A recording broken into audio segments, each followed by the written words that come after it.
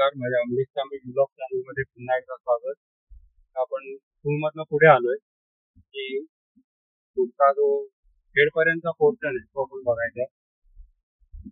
परशुराम घाटात विशेषतः काम काय झालंय होता, त्या काही ठिकाणी प्रॉब्लेम चालू ते आपल्याला या व्हिडिओत बघता येतील. व्हिडिओ शेवटपर्यंत बघा. ज्यांनी चॅनल अजून सबस्क्राईब केलं नाही त्यांनी चॅनल सबस्क्राईब करा. व्हिडिओ आवडला असेल तर लाईक करा, शेअर करा. आपला आतापर्यंतचा जो सपोर्ट आहे असाच भविष्यात मिळेल आशा बाळगतो. या व्हिडिओला सुरुवात करतो. धन्यवाद. मागच्या व्हिडिओमध्ये मी सांगितलं आणि आता परत सांगतो, इथे पण बघा डाव्या हाताला सीएनजी पंप आहे. ह्या जवळपास बरीच सीएनजी पंप भरपूर ओव्हरऑल पंपच भरपूर. पेट्रोल, डिझेल, सीएनजी तुम्हाला ऑप्शन्स आहे. फक्त गर्दीच्या वेळेला म्हणजे उत्सव वगैरे असतो, गणपती उत्सव वगैरे त्यावेळेला परिस्थिती काय असते मला माहिती नाही. आता पाऊस इतका जोरात सुरू झालाय, व्हिजिबिलिटी बऱ्यापैकी कमी झाली. त्यामुळे काचेवरती धुकं आलंय, आतमध्ये एसी चालू केला त्यामुळे काच जरा क्लिअर व्हायला सुरुवात झाली. त्याला दुसरा पर्याय काही नाहीये, एसी लावणे. त्याचा जो फ्लो आहे तो काचेवरती तोच तुम्हाला क्लिअर काच लिहायला सुरुवात होईल. तर मग काच फॉगी होते, आतमधून त्याला धुरकटपणा आहे, मग व्हिजिबिलिटी आणखीन कमी होते.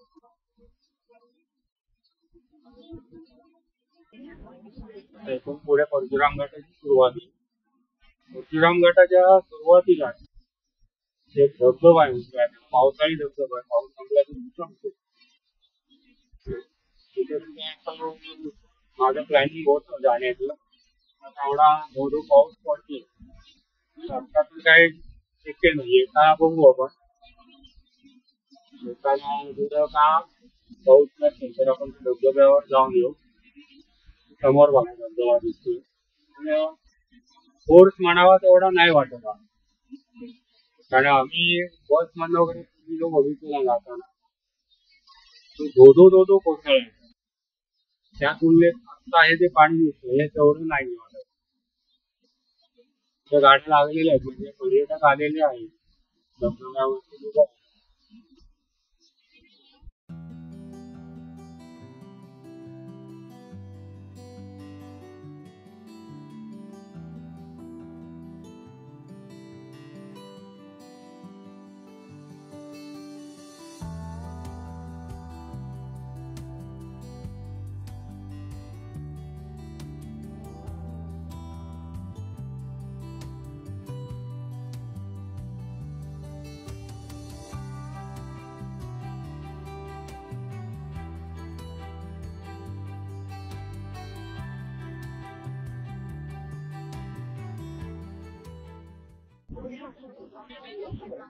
त्यामध्ये ट्रेन केलेला आहे, तर तुम्ही पलीकडे जाऊ शकतो त्या धबधब्यावर. हा परशुराम घाट असाच सुरू झाला. बऱ्यापैकी डोंगर पूर्ण हा रस्ता झालाय, त्याच्यामुळे पूर्वीचा जो रोड होता तो खाली होता. आता आपण जे चालू आहे कोल्डीला डोंगरात न चालू आहे. जुना रस्ता जर बघितला तर त्याला थोडा खालच्या बाजूने गाडी ऍक्सिडेंट झालेला, गाडी टाकून गेली.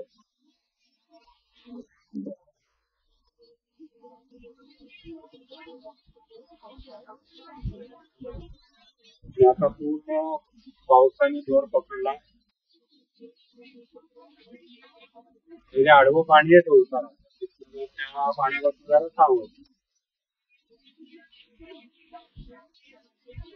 खाली जो एक नजारा दिसतो आपल्याला पुढे थांबता आलं तर तुम्हाला पावसाचा नजारा लागतो.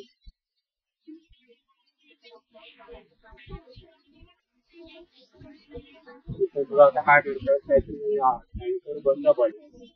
बघा आता इथला रस्ता डावीकडचा बंद केला, काम चालू सगळे थकले, त्यामुळे रस्ता बंद केलेला.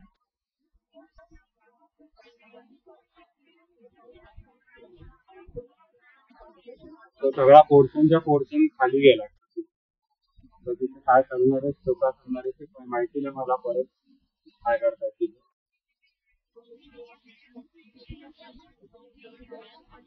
नुसता मातीचा भराव तिथे घालून नाही टिकला. आणि इव्हन तुम्ही जर कॉन्क्रीटच्या भिंती उभ्या केल्या तरी खाली त्याला मातीचाच भेट येतो. खालची माती वाहून गेली की तुमचं कॉन्क्रीट गेलं, भिंत उभीच्या उभी खाली जाणार.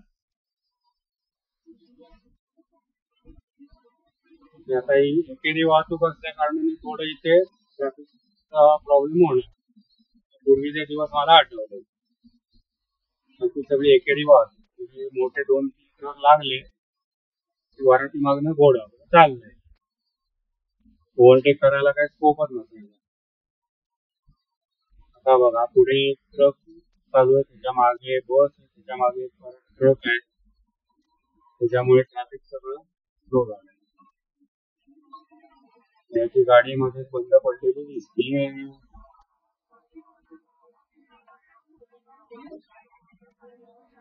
गाडी उठवता येत नाही. सावकाश जा बाबा, गडबड नको करू.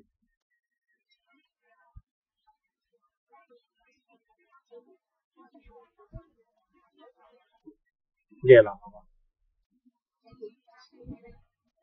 शक्यतो मी अशा वेळेला हॉर्न बिन वाजवत नाही. त्याचं कारण असतं की त्या ड्रायव्हरवर आणखीन टेन्शन येतं त्या ड्रायव्हरला. मग तो परत चुका करायला लागतो आणि मग गाडी पुढे त्याची जातच नाही, तिथल्या तिथेच राहणार. मागच्याने जरा शांत राहायचं, सावकाशपणे जातो बरोबर.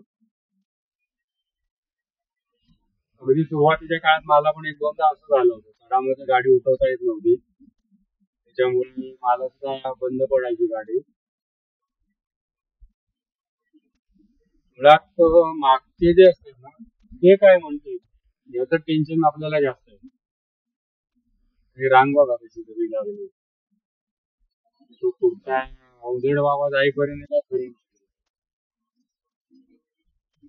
स्वरा सोडा सेंटर रेडीमेड सोडा. आणि इथे उजव्या हाताला जो रस्ता जातो वर तो परशुराम मंदिराकडे जातो. तुम्ही देवळाकडे जाऊ शकता.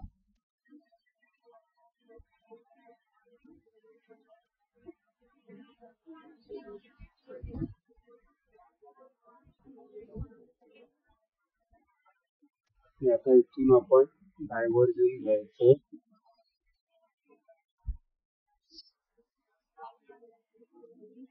डायव्हर्जन दिले नाही मधला रस्ता सगळा फोडून तसाच ठेवला.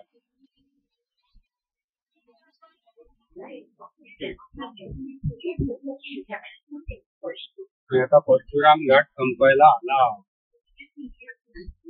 विजिबिलिटी जवळजवळ 0च्या आसपास यायला लागली.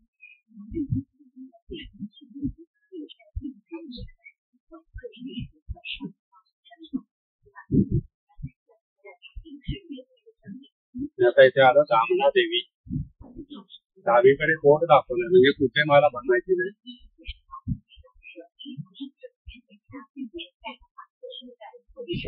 हा ही काय मजा आहे. वर्गात फिरतोय असं वाटतंय. तिथे पाणी पाणी पाणी पाणी पाणी. असं जे आडवं पाणी येतं हे बेकार. गाडी सावकाश चालवते. बऱ्याचदा मी पण घेतला अनुभव. गाडी ना हल्ल्यासारखी होते आणि खाली कसं होतं टायरला ग्रीप मिळत नाही रस्त्याची. गाडीच्या प्रवाहामध्ये थोडीशी सरकल्यासारखी वाटते. हे सरकतेच ती, ते डेंजरस प्रकार आहे तो. इथे वाहतूक पोलिसांचं मदत केंद्र आहे, महामार्ग पोलीस. कोणी त्याचा लाभ घेतलाय का जर असेल तर कमेंट बॉक्स मध्ये नक्की टाईप करून सांगा. आम्ही लाभ घेतला, आम्हाला असा फायदा आला किंवा अशी मदत मिळाली तर इतरांना पण समजेल.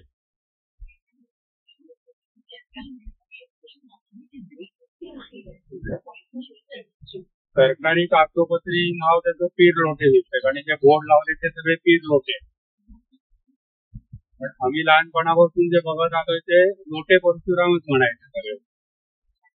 पूर्ण केमिकल झोन आहे. केमिकल इंडस्ट्रीज इथे आहेत सगळ्या आणि एक ठराविक त्यांची वेळ असते. त्या वेळेमध्ये ते सगळं जे काय बाहेर धूर सोडतात तो वास नकोसा वाटतो. या एरियामध्ये जर पाऊस पडत असताना तुम्ही आलात तर सगळ्यांना एक सजेशन की एसी जे आपण हवा विंडशील्डवर सोडतो आतून ते बंद करा.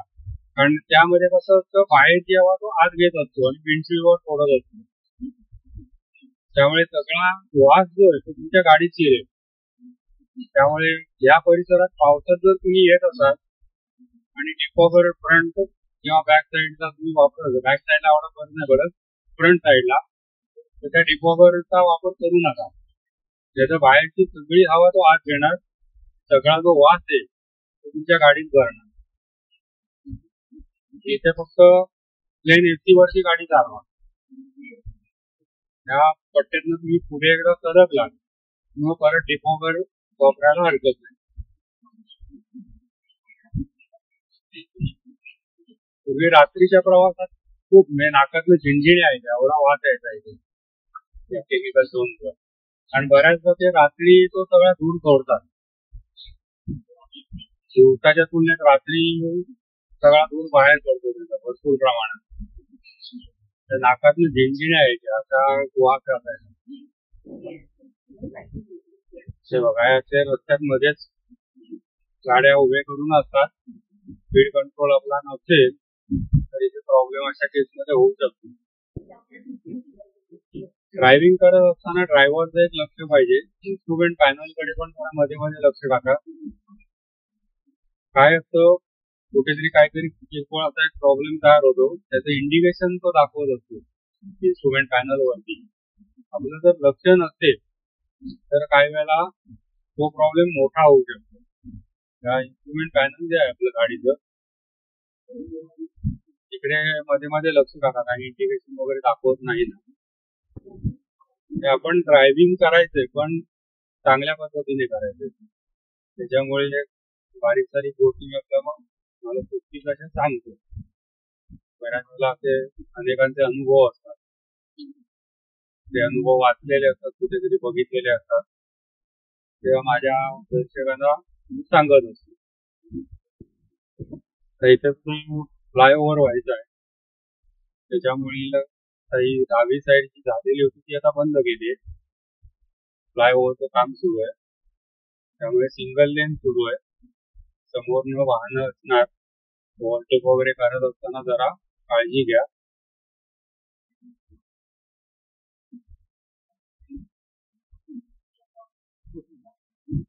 जे ओव्हरटेक करत असताना मी म्हणतो नेहमी अंदाज आला पाहिजे की आपण जाऊ शकतो पुढे की नाही.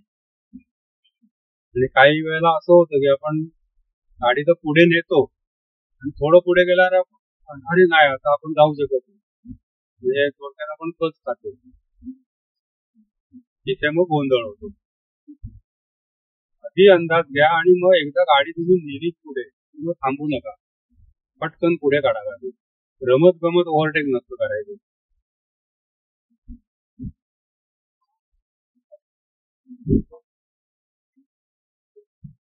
तर आता लोट्यातनं आपण बऱ्यापैकी पुढे आलोय. हे पुढे एक छोटस गाव आहे ते चालू झालं. पूर्वीमध्ये काहीच वस्ती नव्हती त्याच्यामुळे ते अंतर समजायची.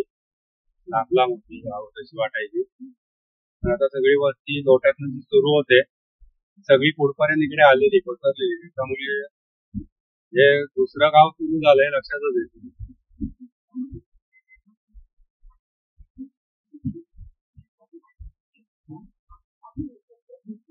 मागे पण मी एका व्हिडिओत म्हटलं होतं की हायवेला हॉटेल इतकी प्रचंड प्रमाणात हॉटेल झाले म्हणजे अगदी एकमेकांना लागून जो तो हॉटेल टाकतोय. एक नाव काहीतरी जरा वेगळं द्यायचं बाकी माल मसाला सगळा तोच. काहीतरी डेकोरेशन वेगळं करायचं. आत गेल्यानंतर कळतं की अरे भाजी तीच भाजीची चव पण तीच रस्ता पण तो. पण भरपूर झाली हॉटेल. हा बाबा बाबा हा गमत चाललाय, आपल्याला ओव्हरटेक करायचंय. त्याने जरा गाडी स्लो केली. वास्तविक हेवी ड्युटी व्हेकल्स जे आहेत म्हणजे ट्रक, बसेस, त्यांनी कंपल्सरी डाव्या लेन मधून गाडी चालवायची. चालवतच नाही ते, उजवी म्हणजे उजवी धरून चालतात. त्यांनी ओव्हरटेक परत पुढचं उजव्या लेन मध्ये यायचं, परत डावीकडे जायचंय. पण कोणी असं करत नाही, सगळेजण आपले उजवी लेन पकडून जात असतात.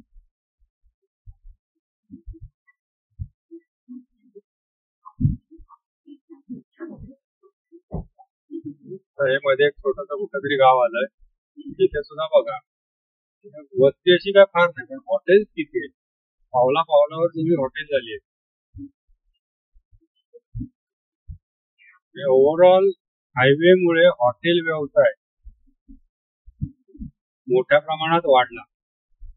तर कोणाचा किती बिझनेस होतोय हा ज्याचा त्याचा प्रश्न. शेवटी तो क्वालिटी, क्वांटिटी आणि सर्व्हिस या 3 गोष्टी कसा देतो त्याच्यावरती त्याचा धंदा अवलंबून. पण हॉटेल्स भरपूर झाली एवढं मात्र नक्की. त्यामध्ये राहणी बऱ्यापैकी चांगली आता झाली आहे बघा.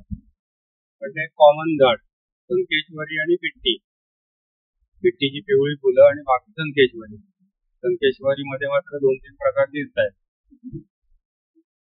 आता हा पुढे इथे परत टोल नाका येतो. आपण आरवलीचा टोल नाका सोडला त्याच्यानंतर हा पुढचा टोल नाका.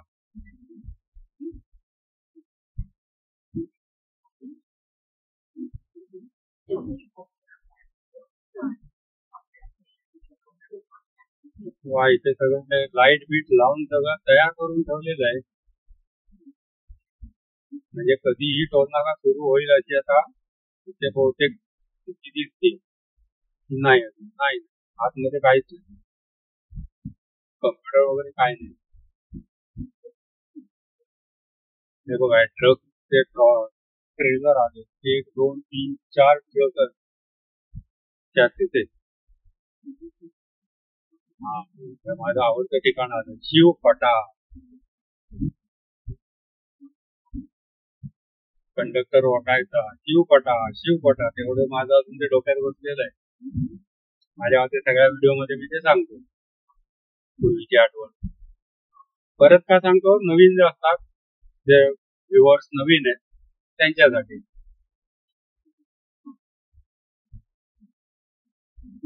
तिथे क्रॉसिंग ब्रिज केलेला आहे लोकांना इकडे तिकडे जाण्यासाठी, आणि बहुतेक 2 व्हीलर साठी पण असावा. तो पलीकडे जो स्लोप केलेला आहे तो 2 व्हीलर साठी आहे.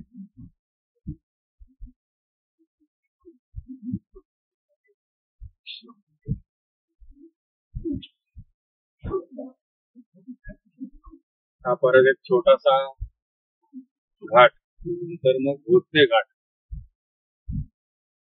तिकडे मात्र धुकं आहे चांगलं. ह्या जांभुर्डे फाटा आला, जांभुर्डे गाव इकडे आहे, तिकडे डाव्या हाताला आहे.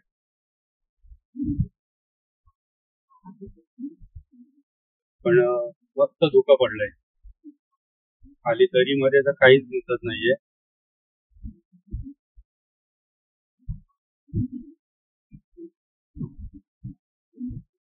माझ्या अंदाजाने पुढे भोसले घाटात पण चांगलं धुकं असणार आहे. म्हणजे हा खेडचा परिसर आता सगळी धुक्याची चादर ओढून मस्त लोळत पडावं अशा वातावरण त्यांनी दिलेलं आहे.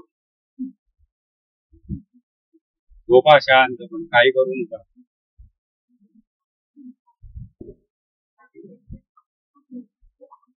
जांभुर्डे गवळीवाडी स्टॉप.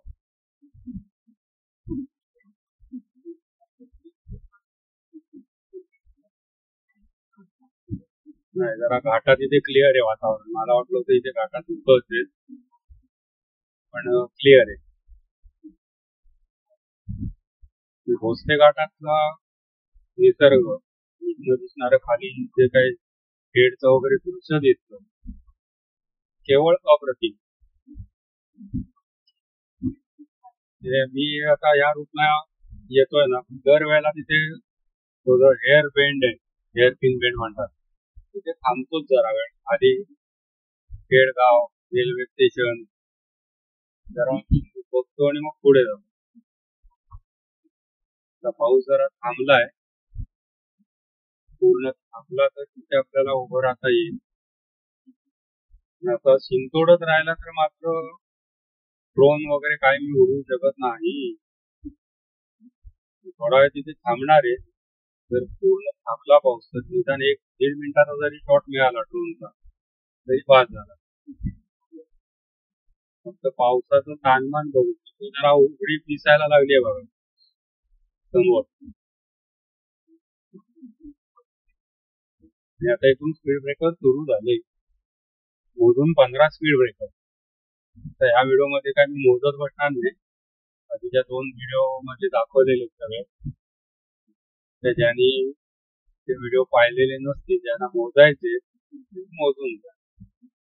आता फक्त इथे गाडी पुढे नेणार.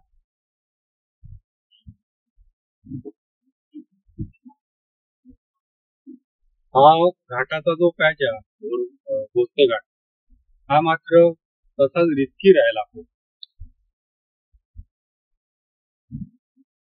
काय उपायच नाही त्याच्यावर. मला आधी वाटत होतं की उजवी जी बाजू आहे दुकानावर रस्ता घेता येईल, पण जो काय तिकडे दरी आहे सगळी, तेवढा भराव घालून रस्ता लेवलला आणणं कठीण आहे. कारण पूर्ण खूपच एकदम स्टीप चढ होणार तो. गुगल मॅप जे आहे त्याच्यावर पूर्वी तुम्हाला व्ह्यू मिळतो, त्याच्यात जर तुम्ही बघितलं तर तुमच्या लक्षात येईल तिथे तसा पर्याय काय उरला नव्हता. आहे तसाच रस्ता वाढवून. ठीक आहे, त्या निमित्ताने जरा सावकाश जाऊ. पण कदाचित निसर्गाने आपल्याला संधी दिली, अरे माझ्याकडे पण इथे जरा बघा, निसर्ग बघत बघत गाडी चालवा. आपल्याला खरोखर मी निसर्गात आपण बघत बघत गाडी चालवतो. तिथे उजव्या हाताला वर जाणारी एक गाडी वळणातच थांबली. तिथं काय झालंय, तो अगदी अशा त्या अवघड वळणावरती गाडी उभा करून येते. दगड लावले तुम्ही, काहीतरी गाडीला प्रॉब्लेम झालेला आहे असं वाटतंय मला. ते डेंजर असतं. मोठे ट्रक येतात ना, तो त्या अगदी लेननी जर आला तर त्याला घुसमटायला होईल. तिथे या ऐतिहासिक भिंती ऍक्सिडेंटच्या साक्ष देणाऱ्या सगळ्या घासून काढल्या बघा. चांगले मोठे मोठे ऍक्सिडेंट म्हणजे आपटल्या, पण भिंती जरा मजबूत होत्या त्याच्यामुळे नशिबान काय कोणाला झालं नाही. हा माझा इथे आवडीचा एक स्पॉट आहे, त्याचा मी जरा थांबवतो. सुदैवाने जरा पाऊस पण थांबलाय. 2 शॉट घेता येतो का आपण बघूया.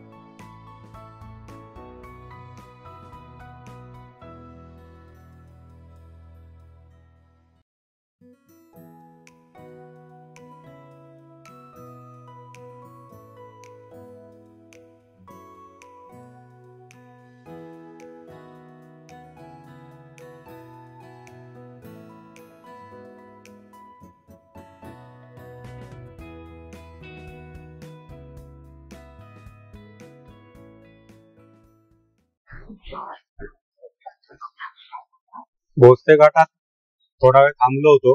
सुदैवाने पावसाने साथ दिली. पाऊस पण थांबलेला, त्याच्यामुळे ड्रोन शॉट घेता आले. तर आधी सांगितलं तसं की जास्त वेळ उडवता नाही आला ड्रोन, कारण वरती प्रेशर भरपूर होतं. ड्रोन गोगल पण व्हायला लागला आणि भरकटायला लागला. तेवढ्यात ते रिलीज करण्याचा पॉईंट होतो आपला, त्यामुळे मग लगेच उतरवला ड्रोन. माझ्यापैकी 3 मिळाले ड्रोनचे. काय काय किती चालते, पण माझ्या अंदाजाने चांगले शॉट मिळाले. ते घाट संपल्यावर आता इथे गेटचं रेल्वे स्टेशन चालू आहे काम. म्हणजे तसं पूर्ण झालेलं नाही आणि रखडल्यानंतर वाटतंय तो चाललंय.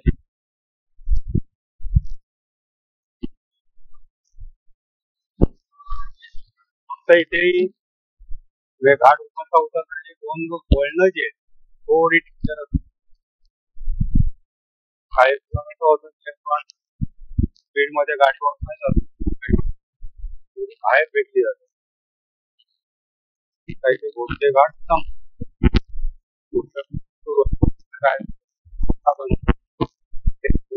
मला दिसते दुसऱ्या बाजूचा पूल चालू झालाय, सुरू झालं. डाव्या साईडचं काम आता चालू केलंय. जरा बाजू आहे, उजवीकडचा पूल काम संपलंय, ट्रॅफिक साठी ओपन केलाय. आणि डाव्या हाताला काम सुरू आहे. ते सुद्धा माझ्या अंदाजाने 8-10 महिन्यात पूर्ण होईल असा अंदाज आहे मला. थोडक्यात एक काम झालं एका बाजूचं, एका 2 लेन. इथे डावीकडे खाली रेल्वे स्टेशन आहे.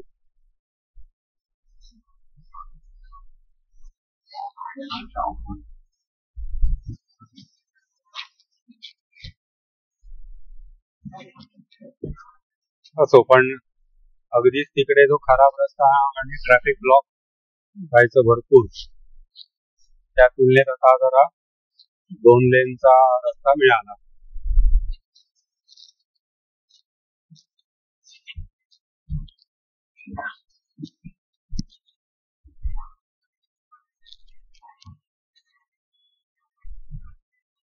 समोर बघा, पुलाचं काम चालू आहे. म्हणजे तो असा सलग पूल इथपर्यंत येणार आहे आणि इथून पुढे तो कनेक्ट होणार आहे. पण कसं झालंय, आता हा रस्ता आपण जातोय हा कॉन्क्रीटचा ऑलरेडी झालाय. ते पुलाच्या मध्ये काय ठेवलंय काय कळायला मार्ग नाही.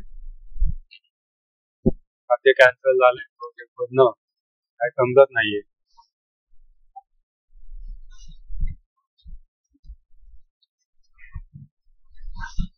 आता आपण येऊ खेडच्या भरणा नाक्याला. पूर्वीचा रात्री जेवणाचा हॉल्ट बऱ्यापर्यंत इथे असतो भरणा नाका.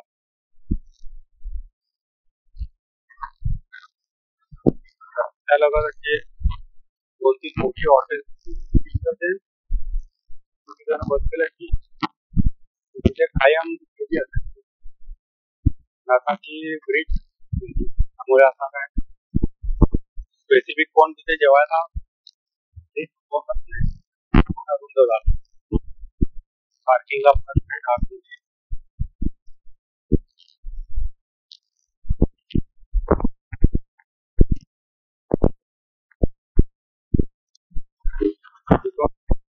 तो दापोलीला हा वर्णा गावात गेलाय. हा ओळखून जातोय गाव वरुणी. ते आता पूर्ण आपल्या बाजूला ते खाली जी सेल्स होती मला आठवते का, आता आपण ज्या ब्रिज वरून जातोय तिथे त्या गाड्या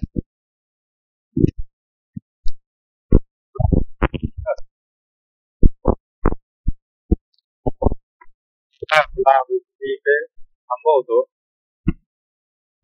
माझे व्हिडिओ आपल्याला आवडतो लाईक करा, चॅनल सबस्क्राईब केलं नसेल तर सबस्क्राईब करा.